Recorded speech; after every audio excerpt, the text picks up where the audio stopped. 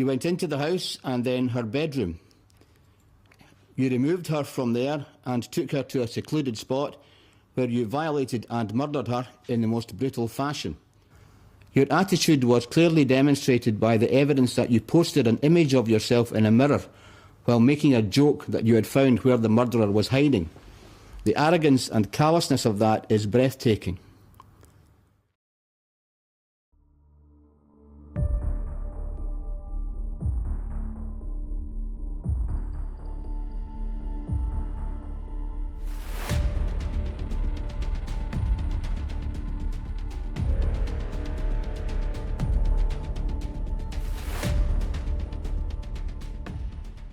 The seaside town of Rothesay on the Isle of Bute looks like a perfect place to live or visit. Tucked away off the Scottish coast, this small town of just over 4,500 people is a go-to spot for tourists and families. It's constantly praised for its stunning views, but the real heart of the place is its community. Everyone knows their neighbor, and it's the kind of place where people still leave their front doors unlocked. But that sense of safety was brutally destroyed one summer night in 2018. Alesha MacPhail was born on October 22, 2011, to her parents, Georgina and Robert. Even though they split up when she was just a baby, Alesha remained the center of their world, and they both absolutely adored her. She was a bright, curious little girl who genuinely loved being around people. Her teacher described her as a child who was eager to learn and took real pride in everything she did. Alesha was incredibly friendly, always the first to greet everyone with a smile every morning. At Breakfast Club, she was a considerate child who loved being part of group, and she was popular with all the other children. Her mother, Georgina, lived in North Lanarkshire with Alesha's younger sister, Courtney, and her father, Robert, lived on the Isle of Bute with his parents. The island is where Alesha would frequently spend time. Her parents ensured that she saw as much as she could of Robert and his parents. She would spend every other weekend on the island, and in the summer of 2018, she made a trip there to start her summer holidays. On the evening of July 1st, at around 11 p.m., Tony McLaughlin, the girlfriend of Alesha's father, said she checked on Alesha and saw that she was sound asleep in her bed. Knowing this, she too called a night and headed to bed herself. Because this community was small and close-knit, the key was left in the front door. While Tony was checking on Alesha, a teenage boy named Aaron Campbell was in the midst of a house party, getting drunk and celebrating the end of his exams. 16-year-old Aaron also lived on the island, having moved there at a young age from England with his parents, Jeanette and Christopher, and his younger sister. He described his home life as difficult, claiming he frequently argued and fought with his mother and alleging that she drank heavily. His father was often absent due to his line of work. However, people who know the family disagree, saying that both parents were very kind and loving. On the surface, Aaron Campbell was a popular and seemingly charismatic young man. He even had his own YouTube channel. Guys, it's Aaron Campbell here again for another video. I just want to say thank you very much for these subscribers. He documented various things about his life, including his sporting activities.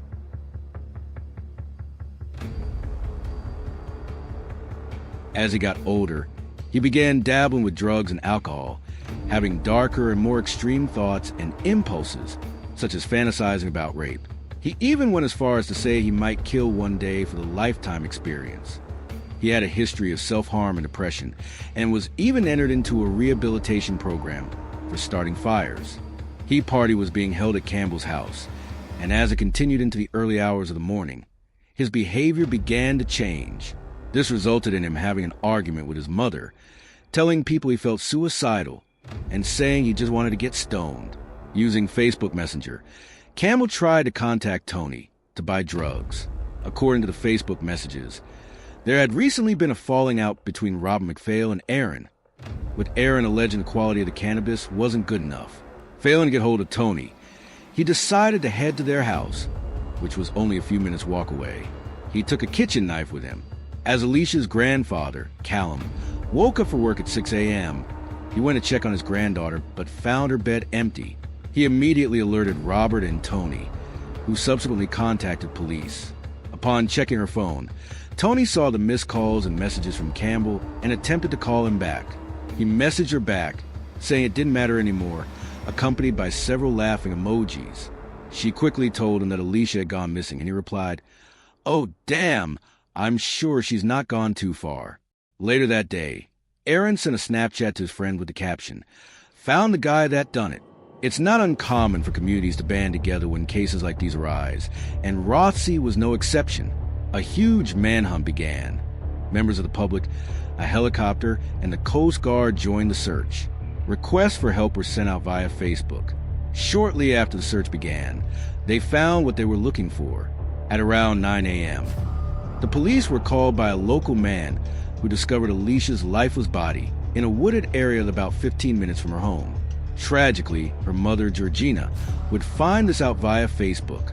The autopsy concluded that Alesha had sustained 117 injuries, which the pathologist referred to as catastrophic. On the 21st of July, Alesha's funeral was held with hundreds of mourners in attendance. One of the people grieving the loss of Alesha, and who was involved in the initial search, was Jeanette Campbell, Aaron's mother. Looking for answers and anything she could do to help, she decided to check the CCTV cameras installed outside her home. Upon looking at the footage, her heart dropped. She watched her own son entering and leaving the house twice around the hours Alesha was believed to have gone missing.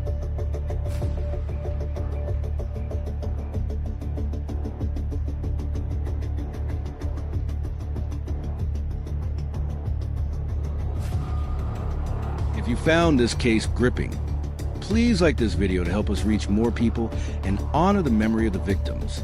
For more deep dives into the world's most chilling unsolved mysteries and true crime stories, subscribe to Crimey Pencil and turn on the notification bell. Your support helps us keep telling these important stories.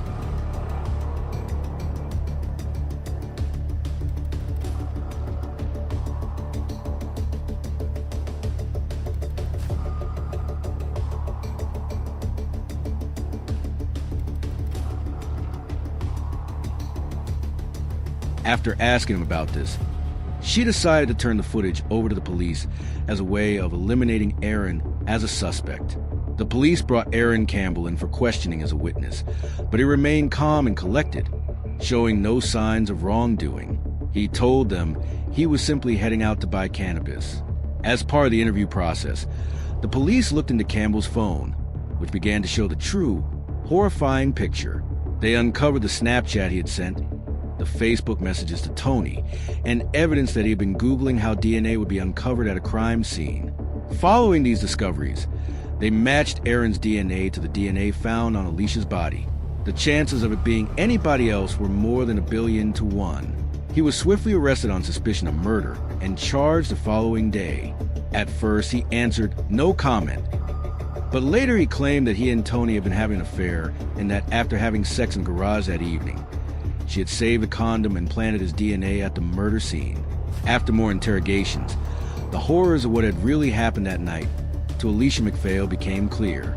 At around 2 a.m., Campbell entered the unlocked home belonging to Robert MacPhail and his parents. Initially, he claimed he was there to steal drugs. However, he found 6-year-old Alesha asleep. He would later tell psychologists that once he saw her, all he thought about was killing her, referring to it as a moment of opportunity. He picked her up and left. Alesha began to wake up after a short time and asked him what was happening. He told her he was a friend of her father's and even gave her his t-shirt to keep her warm. The events that transpired were nothing short of horrific. Alesha was raped and brutally murdered. Campbell then threw her clothes into the sea and dumped her body in the woodlands before heading home to shower and clean off any evidence. He returned to the murder scene a short while later to retrieve his phone. When it came time for him to enter his plea, Aaron Campbell pleaded not guilty. The trial began in February 2019, with Judge Lord Matthews presiding. Campbell's behavior shocked the courtroom. His lack of remorse was evident as he struggled not to laugh while the evidence was being presented. He eventually said he was quite satisfied with the murder and appeared to revel and take pride in what he had done. Following a conversation with a psychologist, Aaron Campbell finally admitted to everything shortly before his sentencing. The trial lasted 9 days, and the jury took just 3 hours to find him unanimously guilty on all counts. Aaron showed no emotion as the jury delivered their verdict. Because he was under the age of 18 at the time, His name and image were initially withheld. However, media outlets argued it was in the public interest to know, and as a result, for the first time in Scottish criminal history, Judge Lord Matthews agreed to lift the naming restrictions. On March 21st, 2019, Aaron Thomas Campbell was sentenced to 27 years in prison for the abduction, rape, and murder of Alesha MacPhail. This sentence was later reduced by 3 years after Campbell made a successful appeal. Upon sentencing, Judge Lord Matthews described Campbell's arrogance and callousness as breathtaking and spoke of the profound effect the crime had on the island's community. You went into the house and then her bedroom. You removed her from there and took her to a secluded spot where you violated and murdered her in the most brutal fashion. The details of that were revealed in the evidence, and I do not intend to go over them again. Your attitude was clearly demonstrated by the evidence that you posted an image of yourself in a mirror while making a joke that you had found where the murderer was hiding. The arrogance and callousness of that is breathtaking. Everything I've read in the reports makes one thing clear. The ideas of him changing or being rehabilitated are basically a pipe dream. Reintegrating him into society wouldn't do him or anyone else any favors. Since the day he was sentenced, Aaron Campbell's own family has turned their backs on him. The police and detectives who handle the case have been blunt. He's such a danger to the world that he should never walk free again. But the scary reality is, if he gets out at the end of his term, he'll only be 40 years old, almost a year after she was taken. And thanks to massive public support, Alesha's old primary school set up a tribute in her honor. They built a large wooden playhouse covered in unicorns and butterflies. They said the idea came from how much Alesha loved her friends and just talking to people. They wanted a safe spot where kids could hang out and be together. The murder of Alesha MacPhail was a nightmare that shook the entire UK, and those who love her are making sure her name is never forgotten.